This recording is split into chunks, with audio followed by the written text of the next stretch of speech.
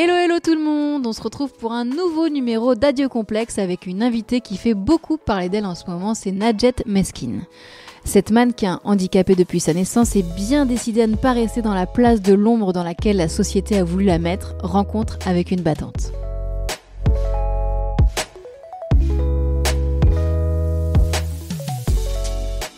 Salut Nadjet, bienvenue dans Adieu Complexe. Comment est-ce que tu vas ? Bonjour, merci beaucoup de m'avoir invitée, ça va très bien et toi ? Ça va, non ça va. Je suis contente de te recevoir, toujours heureuse de faire un nouveau numéro d'Adieu Complexe. Est-ce que t'es pas trop éreintée par le projet que tu mènes à bien depuis 4 ans, je crois maintenant, c'est ça, 4 ans ? Oui, c'est exactement ça, ça fait 4 ans que je travaille dessus. Et au début, j'étais toute seule et puis là, il y a une petite équipe qui s'est créée autour de moi pour mener à bien ce magnifique projet qui est totalement fou, mais qui, je sais, va cartonner. Le projet, c'est celui d'un concours de beauté dédié aux femmes handicapées. Voilà, c'est ça. C'est un concours de beauté dédié aux personnes en situation de handicap. Et j'ai voulu qu'il soit à la même hauteur que Miss France parce que c'était important pour moi. Un concours alors aussi prestigieux. Oui, un concours aussi prestigieux parce que moi, quand j'ai fait le concours de Miss Monde, malheureusement, j'étais pas Miss reconnue en tant que telle quand j'ai représenté la France. Et du coup, les Miss qu'il y avait avec moi, elles étaient toutes reconnues dans leur pays respectif. Et c'est quelque chose qui m'a beaucoup marquée. Et du coup, pendant la compétition, comme T'as pu concourir sans avoir un titre préalable, c'est ça ? Voilà, c'est ça. Et en gros, j'étais juste mannequin et je représentais la France. Mais j'étais pas vraiment Miss, parce que chez nous, ça n'existe pas. Chez nous, c'est chez qui ? En France. Qu'est-ce qu'il y a des concours pour les femmes en situation de handicap, c'est ça que tu veux dire ? Voilà, c'est ça. Il n'y a pas de comité officiel ? Non, il n'y a pas de comité officiel. Il y a des petites associations. Mais moi, je voulais vraiment... ça me tenait à cœur que ce soit à la même hauteur que Miss France. Pas pour faire de la concurrence à Miss France, mais plus pour avoir une légitimité. Et puis... Moi, ça a toujours, quand je regardais les Miss France quand j'étais petite, je rêvais comme toutes les petites filles un jour de pouvoir le faire et c'est plus dans cette démarche-là. T'as 35 ans, c'est Oui. ça ? T'es mannequin, influenceuse et même chroniqueuse télé parce qu'on t'a vu dans tes PMP. Oui. Et tu milites pour promouvoir toutes les beautés, pour une conception de la beauté plus inclusive. Est-ce que c'est comme ça qu'on doit te définir ? Est-ce que j'ai donné la bonne définition de Nadjet ? C'est exactement comme ça que je me définis, c'est ça. Est-ce qu'il y a d'autres cordes à ton arc ?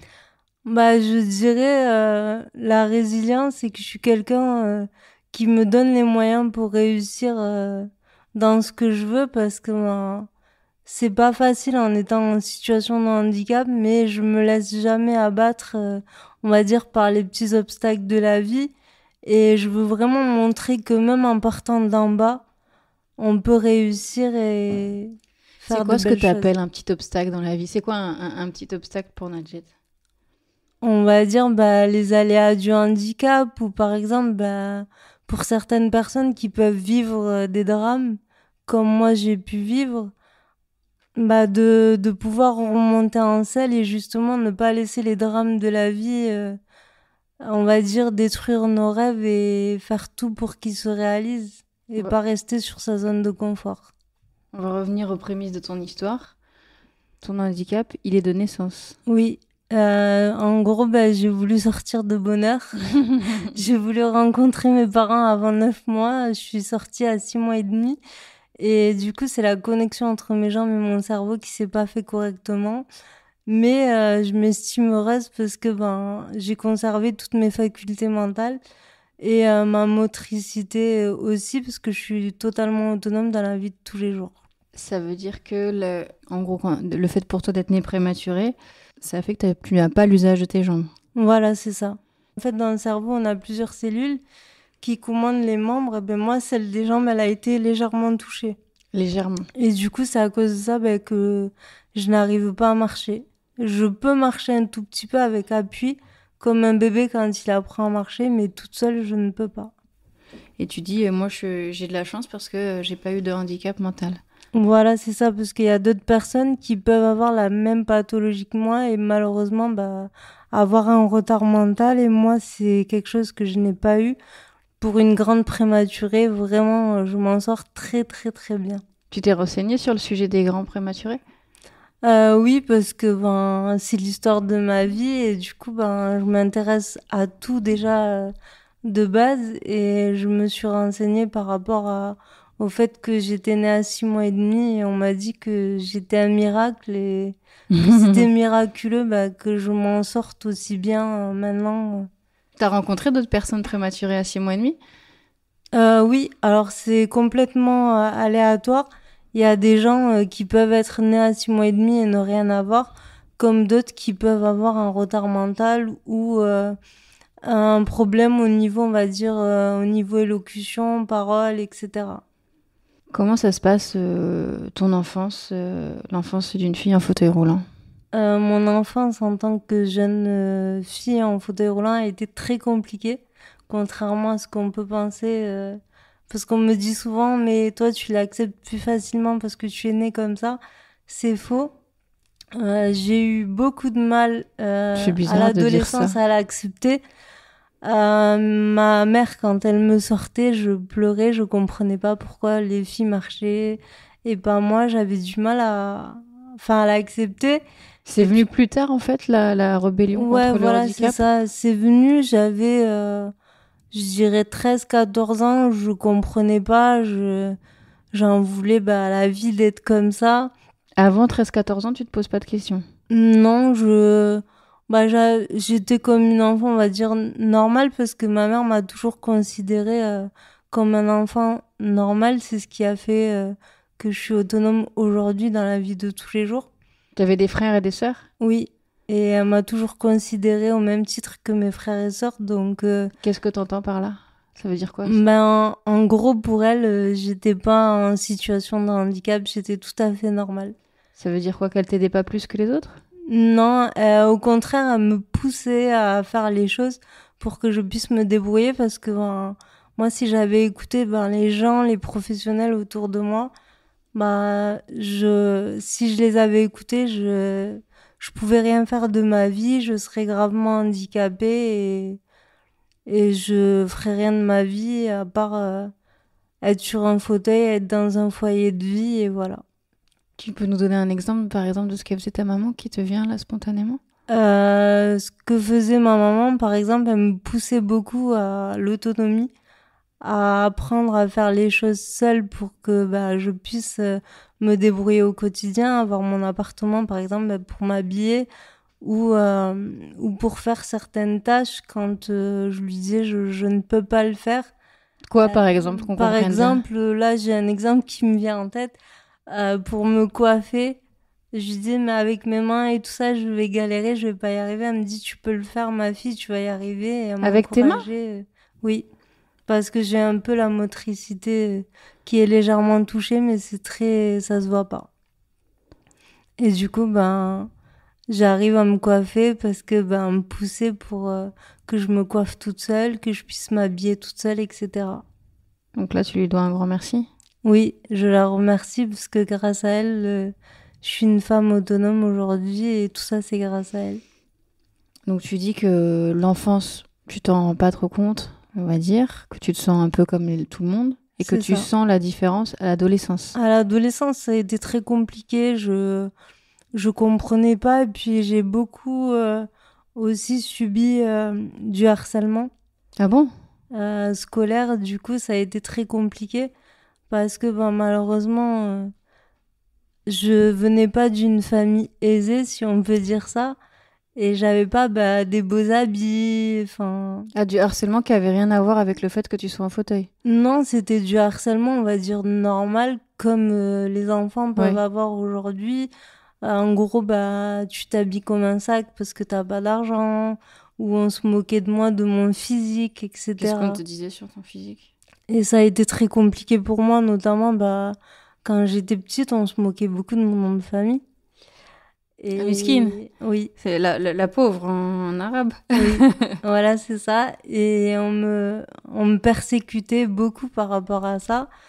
Et je comprenais pas pourquoi il y avait autant de méchanceté. Enfin, quand on est enfant, comment tu peux être aussi, on va dire, mauvais? Parce que ben, moi, ça m'a vraiment, à l'époque, ça m'avait traumatisé parce qu'on me volait mon goûter, on me faisait tomber, enfin, de mon fauteuil. On te Enfin, faisait tomber de ton fauteuil? ouais, c'était très compliqué Mais à qui fait l'école. ça?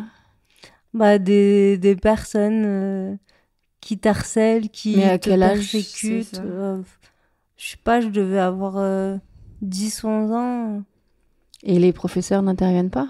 Bah, j'aimais pas trop me plaindre. Mais ils devaient voir quand même des scènes comme ça. Parce qu'en Mais plus, si tu tombes du fauteuil, comment tu te remets dedans? bah, du coup, je disais que c'était moi qui étais tombée parce que je voulais pas avoir de répercussions derrière ou je voulais pas ennuyer ma mère avec ça. Enfin, Tu te confies à personne alors? non, je gardais tout pour moi. Donc aujourd'hui, bah, je dirais c'est une revanche pour moi par rapport à la vie. Tout ce que je fais aujourd'hui parce que ben la vie elle a pas été facile mais je la remercie quand même parce qu'aujourd'hui je vis quand même de belles choses et j'aurais jamais pensé bah, pouvoir vivre des choses comme je les vis aujourd'hui. Donc ça commence à 10, 11 ans le harcèlement. Oui, Et après, t'as l'adolescence où il y a cette phase où tu te dis, mais moi j'ai envie d'être comme toutes les autres filles et de voilà, marcher. oui. Et ça dure combien de temps? Bah ça a duré un petit moment quand même à me dire ben j'aimerais marcher, pouvoir m'habiller comme elle, enfin après avec le Parce que qu'est-ce que t'as l'impression que tu peux pas mettre? ouais voilà, c'est ça, Qu'est-ce que t'as l'impression de pas pouvoir j'avais mettre? l'impression de pas pouvoir, par exemple, m'habiller comme une femme qui avait ses deux jambes, par exemple, mettre des robes, m'accepter comme j'étais, parce que mon physique, parce que ben, le fait d'être préma, ben, on va dire, t'es pas fini, c'est un jeu de mots. Donc, bah, t'as des déformations au niveau des jambes, au niveau un peu des mains. Donc, j'avais du mal à vraiment à m'accepter telle que j'étais. Et du coup, ben, j'avais cette tendance à me comparer à d'autres filles ou dans les magazines ou à la télé ou des choses comme ça. Quelle relation t'entretenais à ce moment-là avec ton corps? Je m'aimais pas du tout. Vraiment pas. Et c'était quoi alors ton quotidien? Ce qui m'a fait changer par rapport à ça, c'est vraiment bah, l'ouverture du mannequinat en 2015. Oui, mais Quand... ça, on est très loin de ton adolescence. Ouais, mais j'ai toujours été comme ça, très complexée de comment j'étais. Je m'assumais vraiment pas. Physiquement, même comment je parlais, etc. Alors que j'ai pas de problème, on va dire, au niveau de De parole. l'élocution, ouais. Et, mais j'avais quand même cette tendance à vouloir me comparer aux autres parce que bah, déjà, étant jeune, bah, malheureusement, j'ai pas eu enfin, heureusement, j'ai pas eu de retard mental, mais j'ai eu un retard scolaire que j'ai rattrapé, que je n'ai plus aujourd'hui. Et du coup, ben, j'étais souvent moquée par rapport à ça parce que T'avais un gros retard scolaire? un tout petit peu, à 13 ans, bah, je savais pas lire ni écrire, c'était très compliqué au niveau de l'apprentissage, mais comme je suis quelqu'un qui ne lâche pas, ben, Comment t'as fait? bah, à l'époque, c'était mon beau-père qui m'aidait à écrire et à lire tous les jours, tous les soirs, en rentrant de l'école et ma mère. Et j'ai jamais lâché, j'ai tout rattrapé mon retard scolaire comme ça. Mais tu passais quand même les classes, du coup, à 13 ans ou 14 ans? Oui, j'y arrivais quand même, c'était compliqué, mais j'y arrivais. Et comment tu décides de te lancer dans le mannequinat? Comment je Donc, 10 ans décide plus tard, quoi. de me lancer dans le mannequinat 10 ans plus tard, c'est tout simplement parce que je faisais de la danse pendant 5 ans avec une troupe. Et il y a le photographe qui nous avait pris en photo. Et de là, il m'avait pris en photo. Il m'a dit, t'as quelque chose vraiment avec la photographie. Tu es très photogénique. Il y a quelque chose avec la photo. Au début, je l'ai pas cru. Je lui ai rigolé au nez parce que ben, je m'accepte pas du tout. Mais vraiment pas. Et je lui dis non, Tu parles au mais présent, là, quand même. et Tu t'acceptes je toujours pas? m'acceptais pas, non, Ouais. plus maintenant. Maintenant, oui, mais je m'acceptais pas à l'époque et je lui dis, mais comment c'est possible, un shooting photo en fauteuil, etc. Pour moi, je pensais pas que ça allait être possible, même si pour moi, rien n'est impossible. Et de là, on a commencé ben, le premier shooting photo et de là, tout a commencé. J'ai posté mes photos sur les réseaux et c'est comme ça que j'ai été contactée et repérée notamment par le concours Miss Monde. Miss Monde en fauteuil, Oui, en 2017. oui, Tu t'es classée parmi les finalistes. oui, T'as pas décroché le diadème, mais t'es repartie avec un lot de consolation, le prix de Miss Smile, oui. qui récompense le plus beau sourire que tu nous offres depuis le début de l'interview, Merci. sans lâcher. Je devrais en prendre de la graine. Est-ce que ça, c'est les petites revanches sur la vie? Oui, vraiment, parce que les concours de beauté, moi, j'y connaissais rien. Comme je l'ai dit juste avant, j'avais pas de robe de créateur comme toutes les autres Miss, et puis j'ai été tombée malade gravement juste avant le concours, donc j'ai pas pu préparer Qu'est-ce qui t'est arrivé? le concours comme je voulais. Ça m'émeut un peu parce que ben, c'était pas une période facile. J'ai eu un grave décollement de rétine Ouais. à l'œil et du coup, ben, j'ai failli ne pas aller au concours parce que j'ai été AIT pendant 3 mois. Du coup, ben, j'ai pas pu préparer l'exposé comme toutes les autres candidates sur notre pays. Qu'est-ce que je changerais en tant que Miss si je ramenais la couronne au niveau des robes de créateurs parce que j'en avais pas. J'avais acheté ma robe dans un magasin chez les Chinois à Toulouse que j'ai ramené avec moi. Je me suis dit, bah écoute, tu fais avec les moyens que tu as, comme tu as toujours fait, et on verra bien. De toute façon, tout est écrit et je me suis pas démontée. Je suis restée allongée jusqu'à la fin. Et avec l'accord des médecins, bah, j'ai pris l'avion et je me suis envolée pour C'était en la Pologne. Pologne. Et est-ce qu'à ce moment-là, tu t'acceptes À ce moment-là, c'était compliqué pour moi parce que ben, je me comparais un peu aux autres. Je me disais, mais est-ce que ça va passer? T'as jamais fait de concours de ta vie. En plus, j'ai été malade juste avant et je ne voulais pas être favorisée, donc je n'ai rien dit aux responsables ni au jury pour pas qu'on dise elle a gagné parce que ben, elle voit que d'un œil ou parce qu'elle est malade.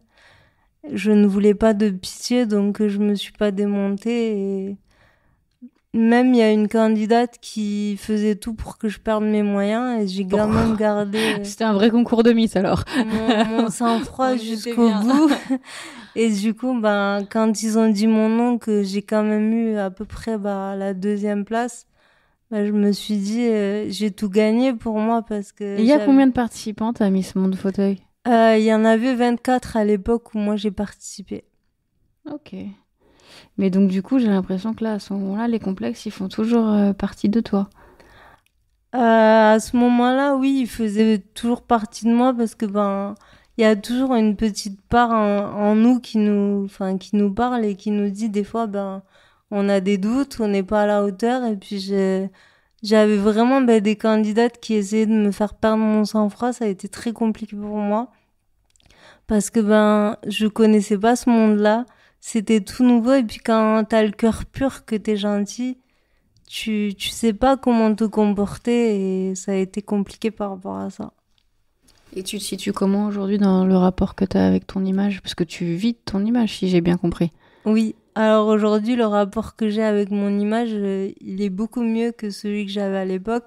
Je m'accepte aujourd'hui pleinement comme je suis et j'assume totalement la femme que je suis. C'est pour ça que j'ai créé le concours Miss Extraordinaire France.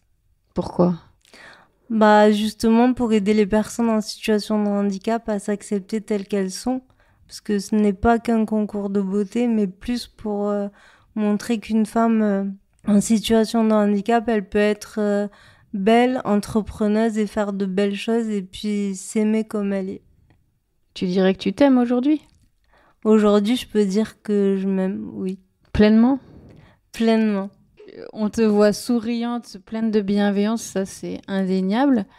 Mais finalement, je me dis, même en 2017, quand tu participes au concours, t'as quand même encore des mots super durs sur toi. Donc on passe pas de 2017 à des mots durs comme ça. À 2025, tout est réglé, je pense. Je pense, hein, ça c'est juste... Moi, en fait, j'avais ces mots durs sur moi parce que justement, bah, quand t'as des candidates qui te critiquent toujours sur ton physique, sur comment tu es, bah, du coup, des fois, on va dire les mauvaises habitudes, tout ce que, on va dire, t'as essayé de gommer parce que j'ai fait du travail sur moi. Hein, c'est pas venu du jour Quel au travail lendemain. t'as fait alors? J'ai fait beaucoup de développement personnel, du coaching pour faire du travail sur moi et j'ai compris qu'en fait, on ne pouvait pas être aimé par tout le monde et que j'étais pas un pot de Nutella parce que C'est-à-dire tout le monde aime On le a eu Nutella. la dernière fois dans un podcast, je suis un Kinder Surprise et maintenant je suis pas un pot de Nutella. Ok, je Ça vois veut bien les dire qu'en produits, mais gros, tout le monde aime le Nutella et moi, je suis pas comme tout le monde et je veux pas être justement aimée par tout le monde. Et c'est grâce à tout le travail que j'ai fait qui fait qu'aujourd'hui, je m'accepte pleinement comme je suis. parce que c'est s'accepter pleinement comme on est. Je crois qu'il y a pas beaucoup de gens qui peuvent l'affirmer, tu vois. Ça a été très compliqué. Tu vis de ton image aujourd'hui. Qu'est-ce que tu faisais avant? Alors avant d'avoir mon accident, mon décollement de rétine, j'étais secrétaire pour Airbus. Ouais. Et du coup, je traitais les rendez-vous, etc. Et quand j'ai eu mon décollement de rétine, j'ai dû arrêter parce que j'ai eu un très très grave décollement de rétine stade 3 comme le cancer, c'est-à-dire irréversible. Et aujourd'hui, je vois que d'un œil, mais ça ne se voit Ça pas se voit pas si du je tout. le dis pas. Ouais. Et qu'on me connaît pas bien. On est incapable de le voir. Même là, je te regarde. Et si, parce que je tourne beaucoup la tête de ce côté, mais ça après. Franchement, non, c'est pas quelque chose de perceptible. Et du coup, j'ai eu du mal à l'accepter parce que ça, c'est quelque chose qui est venu en plus de mon handicap. Ouais, ça fait beaucoup quand même. On se dit à un moment Donc, donné. du coup, je me suis dit, c'est soit tu te couches, c'est-à-dire soit tu laisses Tu tomber lâches. et tu lâches tout, soit tu te bats et tu surmontes cette difficulté. Et c'est ce que j'ai fait pour participer au concours de Miss Monde. Finalement, ce concours, il était prévu au bon moment. Oui, voilà, il était prévu au bon moment et puis je pense qu'il m'a sauvée par rapport au grave décollement de rétine que j'ai eu parce que à ce moment-là, j'avais 23 ans. Je me suis dit, mais qu'est-ce que tu vas faire de ta vie? Aveugle, en fauteuil roulant, Ouais, c'est horrible. personne ne voudra de toi, qu'est-ce que tu vas devenir? La vie, c'est bon, elle est terminée pour moi parce que pour moi, c'était pas concevable d'être et aveugle et en fauteuil roulant. Et où t'es parti trouver la force et Où le je calme suis- avec lequel tu t'adresses à Où nous. je suis partie trouver la force, j'ai un bon modèle qui est ma maman, qui est très très très forte, vraiment. Et je pense que c'est elle mon exemple de force et de résilience. Puis c'est les épreuves de la vie que j'ai eues tout au long de ma vie. Et je pense que j'y crois beaucoup, tout est écrit dans la vie. Et Mais toi, on a voulu te mettre à rude épreuve quand même. ah, ce sera pas ma dernière épreuve et ça l'a pas été malheureusement parce que j'ai eu également un drame familial en 2020 qui m'a beaucoup marqué et si j'aurais dû lâcher, j'aurais lâché à ce moment-là et je l'ai pas fait. Et le message que je veux transmettre aux gens, c'est même si c'est dur, il faut pas lâcher parce que si je devais lâcher, je serais pas devant toi aujourd'hui parce que vraiment ça n'a pas été facile pour moi. Je trouve que t'as beaucoup de... C'est même pas du mérite à ce stade-là, c'est que les deux... C'est surtout quand, comme on dit, quand ça touche la santé et toi par deux fois. On te permet pas de disposer pleinement...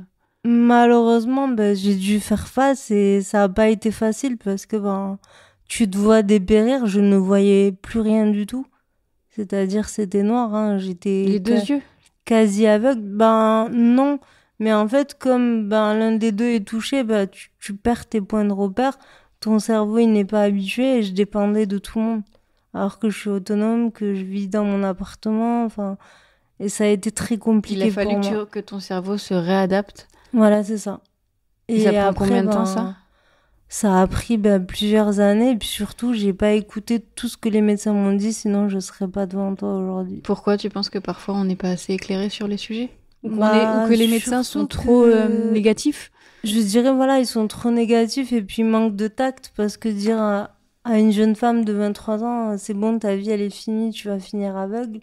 Ils te disent ta vie, t'as comme ça, texto, la vie, elle Ah, est moi, finie. comme on me l'a dit comme ça, on m'a dit, voilà, va falloir que vous arrêtiez le mannequinat, la télé, c'est fini pour vous, vous allez devenir aveugle. Et moi, ben, je suis croyante, je me suis dit, c'est soit tu flanches maintenant, soit tu gardes espoir. Et je me suis dit, malgré que j'étais pas bien, parce que je vais pas mentir, je vais pas dire, Ah bah oui, je sais pas. j'avais ce discours-là et tout ça, c'est pas vrai. Et je me suis dit, ben, je vais surmonter cette épreuve comme j'ai surmonté les autres et ça va le faire. Et peut-être que je vais guérir. J'ai gardé espoir comme ça. Et je me suis fait opérer à peu près plus de 7 fois d'affilée. Ah ouais. Oui. Et là c'est terminé, il n'y a plus Là, d'opération. ils ont soigné l'œil gauche, mais pas l'œil droit. L'œil droit, je ne le vois pas avec. Et ça, il n'y a pas de... Pour l'instant, il n'y a pas de solution médicale parce que malheureusement, c'est un pli, comme un pli de vêtement et t'as, je sais plus, 99% de Et oui, chance est-ce qu'il y a une explication à ça? Ils disent que c'est lié à un choc émotionnel.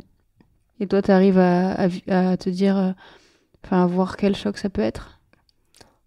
Je pense oui, parce que ben, j'ai eu, on va dire, une histoire compliquée avec un jeune homme, donc je pense que c'est ça qui a été le Une déclencheur. blessure de cœur?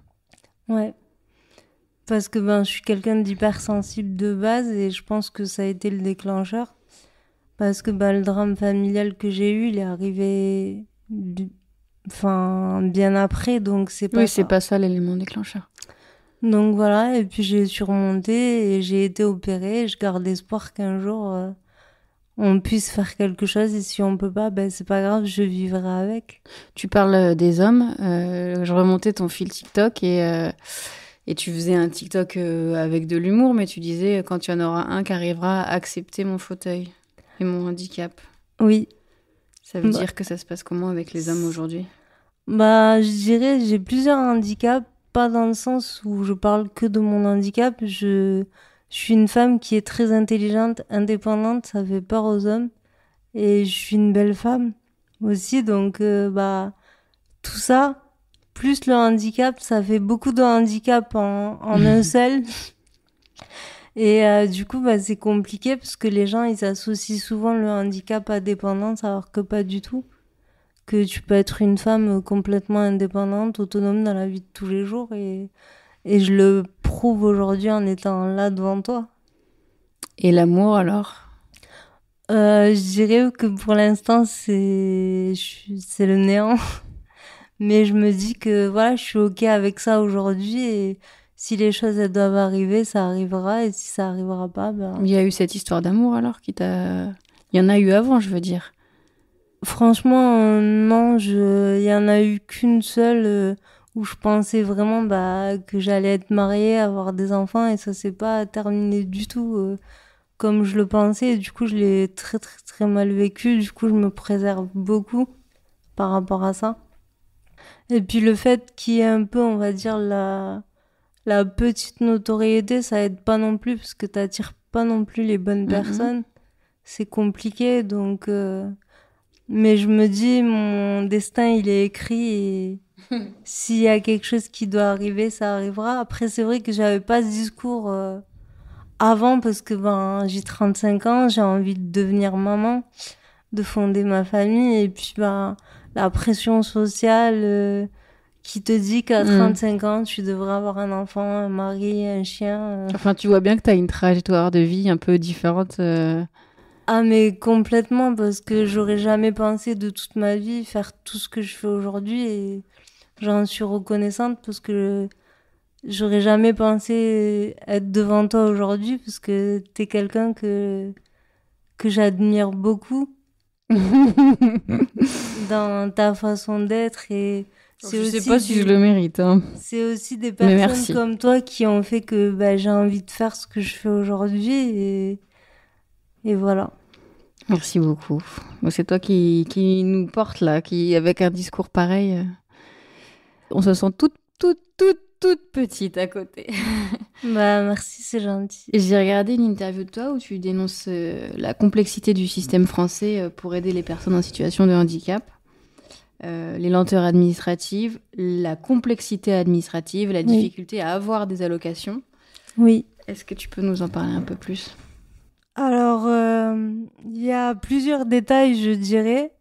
Déjà, par rapport au renouvellement de l'allocation adulte handicapé, tu dois le faire tous les 5 ans et je trouve que c'est pas normal, sachant que ton handicap, il est de naissance, il changera pas, ça bougera pas, donc pourquoi faire un renouvellement tous les 5 ans? Et puis aussi au niveau, on va dire, l'allocation adulte handicapé, 900 euros, tu vis pas, tu survis.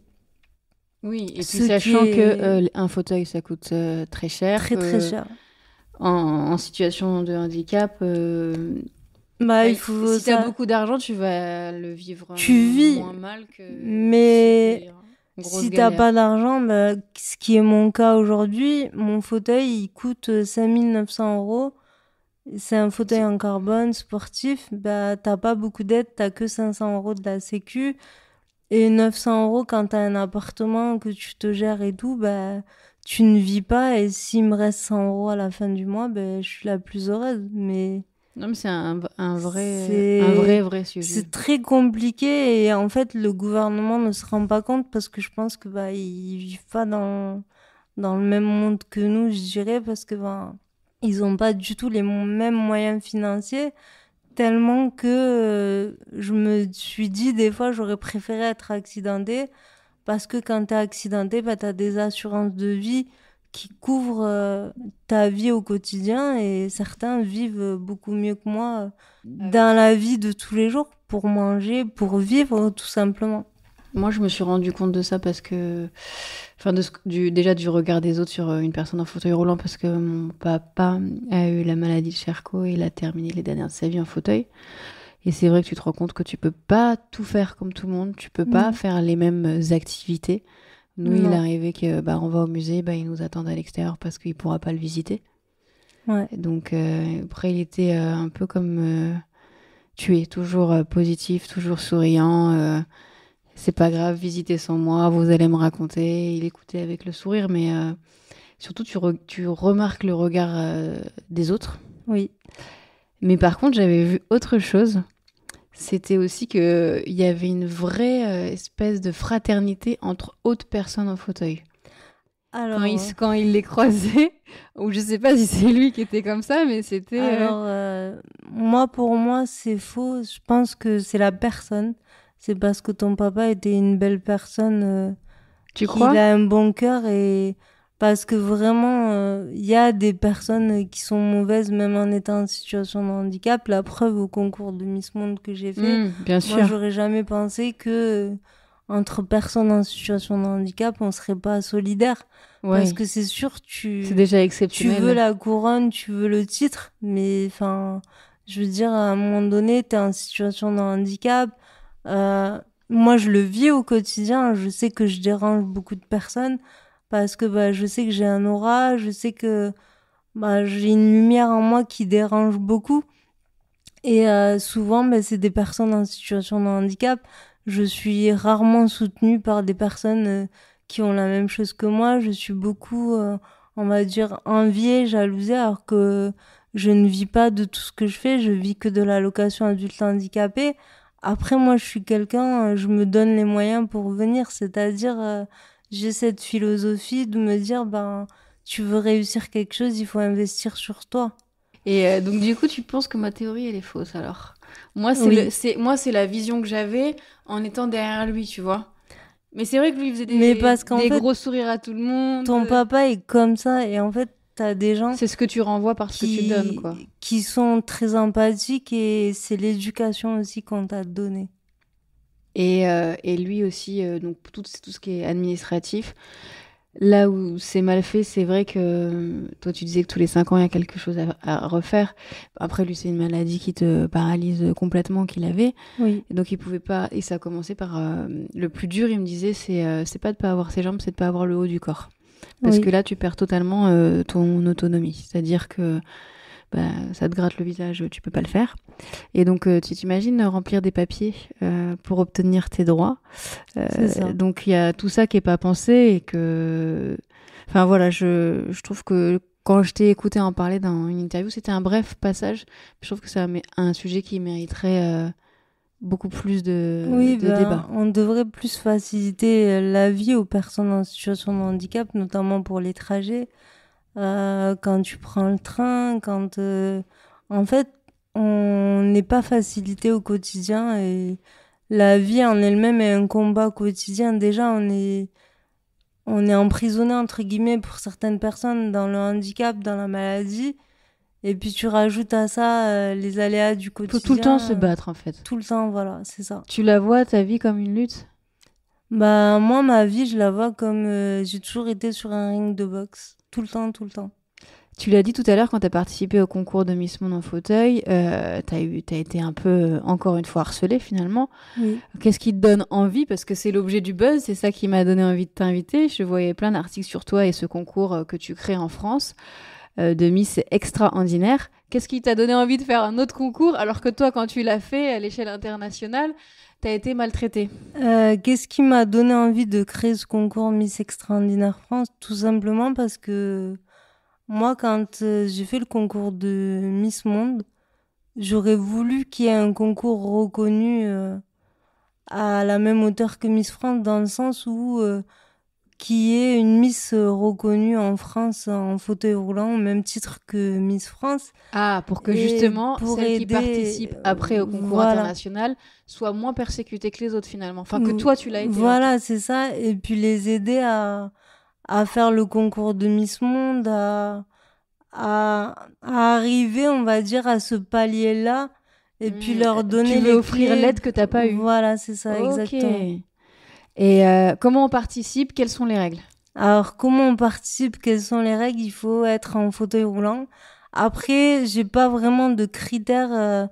Faut être majeur, c'est mieux. Mais après, si la candidate ne l'est pas, qu'elle a l'autorisation de ses parents et qu'elle a les épaules pour, j'accepte. Pas de critères d'âge? Non. Enfin, j'ai posé une petite limite, mais... C'est quoi ta petite limite? J'ai mis à peu près jusqu'à 58. Comme ça, de manière arbitraire. Pas un chiffre rond, 58. Oui, parce que je me suis dit, après, c'est aléatoire, parce que la beauté, c'est subjectif, et puis il y a des femmes qui ne font pas leur âge, donc c'est compliqué de poser des critères. Combien t'as d'inscrites à ce jour? Actuellement, elles sont 23. Ça se passe où et quand? Ça va se passer hier au pub au cirque qui nous prête l'endroit, qui va être juste incroyable. Et je remercie parce qu'ils nous le prêtent gracieusement, vu que l'association elle est nouvelle et que j'ai pas encore de gros sponsors. Ils nous prêtent les lieux. Le 28 juin 2025. Il y a une retransmission en télé? J'aimerais bien, mais j'ai pas encore trouvé de chaîne qui pourrait le faire. Ok, donc ça c'est un appel qu'on passe là maintenant. Il y a le 28 juin, il y a encore du temps. Et s'il y a des filles qui ont envie de s'inscrire, comment elles peuvent faire? Alors, s'il y a des filles qui veulent s'inscrire, elles peuvent s'inscrire via notre site internet que j'ai mis sur mes réseaux sociaux. Peux-tu nous redonner tes réseaux sociaux? Alors, mes réseaux, c'est nadjet.msk, mon Instagram. TikTok, pareil. Snap, c'est pareil. Et voilà. Et pour terminer, quel message tu voudrais adresser à ceux qui portent un regard parfois difficile à supporter? Quel message j'aimerais adresser aux gens qui portent un regard compliqué? C'est de pas se fier à ce que vous voyez, parce que le handicap n'est pas que mental, et c'est pas parce qu'on est en situation de handicap physique qu'on est forcément dépendant ou qu'on est incapable de faire les choses. C'est une fausse idée. Nadjet, merci pour cet échange et bonne chance pour ce premier concours qui, j'espère, ne sera que le début de ton histoire à la tête de ce nouveau comité. Merci beaucoup de m'avoir invitée. C'était vraiment un plaisir et un honneur d'être là. Oh, honneur partagé. Adieu Complexe, c'est tous les 15 jours sur toutes les plateformes de podcast. Apple, Deezer, Amazon, Spotify. N'hésitez pas à liker et à commenter, et puis bien sûr à suivre nos aventures décomplexées sur mon compte Instagram MalikaMénard14. Vous savez à quel point notre lien, nos échanges sont importants pour moi.